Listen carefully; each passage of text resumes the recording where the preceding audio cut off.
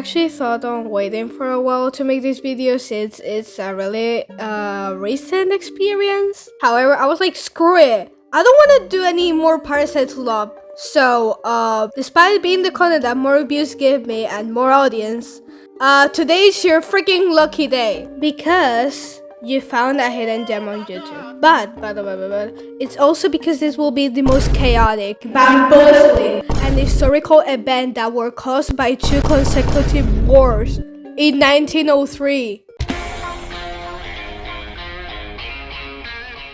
Okay, so like for context, I have a bunch of personality issues, and one of them is that I've always had like a lack of certain emotions. However, on the other hand, I could feel others more intensely. Like the ones I lack are embarrassment, oh my god, guilt and empathy, and the other ones that I do feel the most are envy and rage. However, I do know how to distinguish what behavior is good and which is problematic, and as years passed I stopped feeling stuff that intensely, so just know that the story I will tell today was just that freaking insane that it activated all my emotions. However, I didn't really do anything bad to this person's life. In fact, I was actually really supportive towards him and stuff, so take this whole thing with a grain of salt and some edgy high school drama where I was laughing my ass off while writing the script. Legs on the Pascal. Step, step, step. Step, step, step. Step, step, step. This whole thing started in the 11th grade, somewhere during November or December, I really don't remember. And I was with the main members of the Yaoi cult. There's someone from last video. Yeah, these events took place during the same time as the good old Yaoi cult. So, yeah. Now, me and the cult will stay inside in class during recess to play Back songs. You can already guess our reactions every time we check the card got updated. Anyways, it was like a really cold day. However, I, specifically me, wanted to go out because I am freaking bored of listening to Leonardo da Vinci's Bella say, "Hey, mama, you say my little fuck." You breath freaks of whiskey, do you know where the hell we are? After begging and begging, okay, that sounds like really bad. Me and the cult went to the nearest grocery store to get snacks. Oh my god, us going outside. The place was packed with students from other schools. No, Frank, no. Ignore that.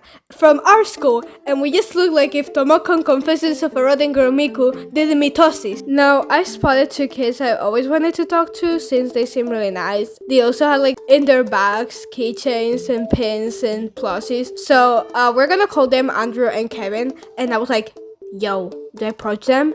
They told me no, Ned, don't freaking do that. I gently approached them, and by gently I mean that I ran head first into them. Okay, that wasn't true.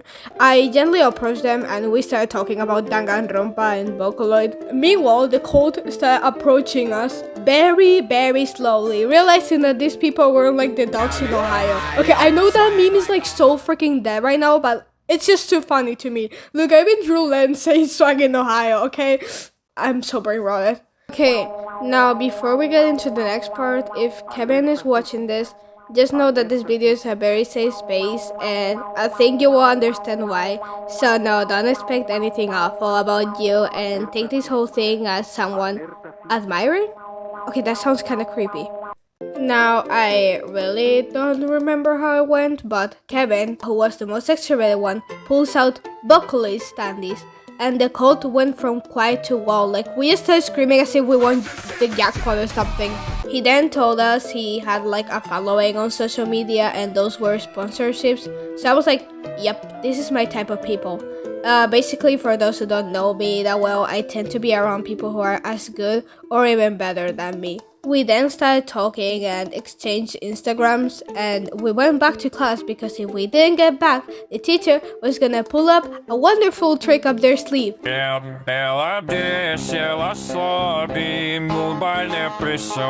Anyways, this passed and we did like short talk and stuff during the hallways. Who actually says during the hallways? Now, one of these days, out of curiosity, okay, I'm literally just gonna sound like that one new episode of To Hell and Back. Oh my god. I asked him how he got popular online and stuff, and he tells me, Oh yeah, I just post a reel per day. And guess what little internet girly does during winter break? It's like if I definitely did not study his content and found out he did like those art plus relatable animatics.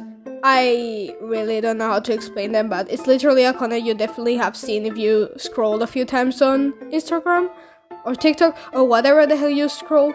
So I was like, what if I do that? Bro, when I told you my videos got double views as my other videos, you won't really believe it. However, I didn't really like making them, so I just set them all on private as usual. Ever stay with me and my account. And you may be thinking, Is it not the time where you start hitting him or something? Nope. But it will get worse now. So this is literally just sunshines and rainbows. Le fiche au chocolat. Now, the new term started and everything was going normal and stuff, nothing really odd or out of the ordinary. And now my school hosts this annual event where they do an artist alley. Literally average day in art school, anything can literally just happen here. Now, when I tell you I'm never selling again, I really mean it. It was like an universally awful experience. It was just as bad as rugby. It literally ruined my self-esteem, and you will see why. Now, in my case, I wanted to promote my show, you know, really cool, huh? And in the Colts case, they wanted to promote their Five Nights at Freddy's fan game. Look, I even designed the playable characters, and now we didn't really know how to sell and stuff, so we asked Kevin and gang to help us.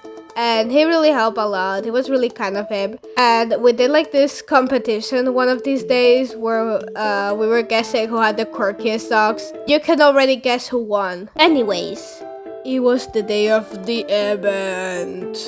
And let me tell you, I already expected it to go bad, but it went far worse.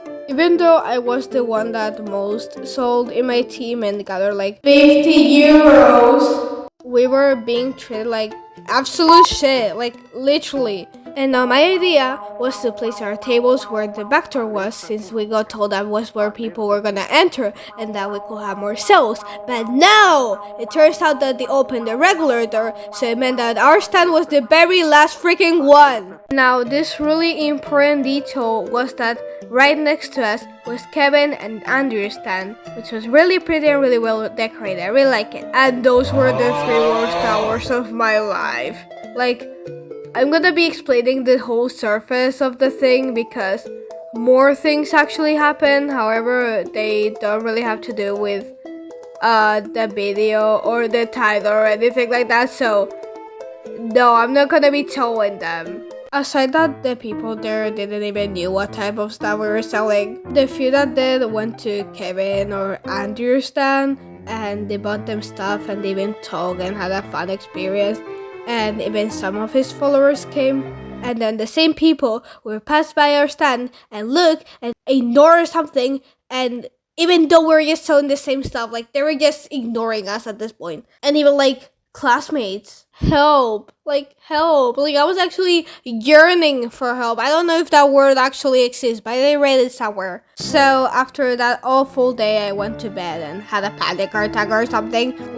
It literally just felt that nobody cared about what we did or whatever. However, I really won't talk about what happened in the surface, since he told us months later that he had a really hard time administrating things and problems with someone at the event. So yeah.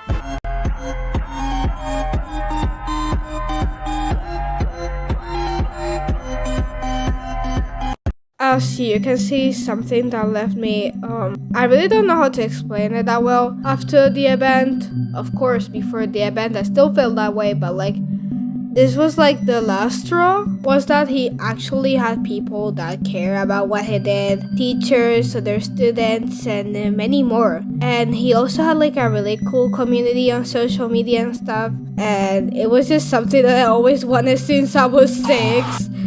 However, I'm really not gonna victimize myself since I'm working really hard on it, and my niche, let's just say, is kinda curious. So I think that after meditating for a while, I realized that I indeed was jealous of this guy. So it was just being jealous plus wanted to get to know someone, because you find them really cool, and I have this problem where I want to befriend someone, and since I'm scared they will reject me or something, I really don't talk to them at all, and the few interactions are just really awkward. So I literally just stopped talking to him that much. And to top it all, I didn't really like to seem parasocial and stuff, so yeah. What is this little bear doing on the calculator? It's not Einstein. What is this little bear doing on the calculator? It's not Newton. A few months passed by and me and my friends were gonna go to the movies to watch a movie, well duh! And so we had the same schedule as Kevin and gang. So you can see how scared I was, but at the same time I was like, yo, more people, this is actually heaven, oh my god. We got to the cinema and stuff, and it was a really great experience. It was me, Kevin's group, and another friend's group, so yeah, everyone was really friendly and stuff. And that's how everything kinda ended, I guess. I really don't know how to explain it. I think that a conclusion we can take from this story is that if you envy someone for something, just know it's literally the thing you wanna have. And I won't go like, oh, just work on it and stuff, because most of the times it's just pure luck, and I'm telling this from like actual experience. Anyways, my name is Net.Gurlie, and I'll see you in the next time if there is.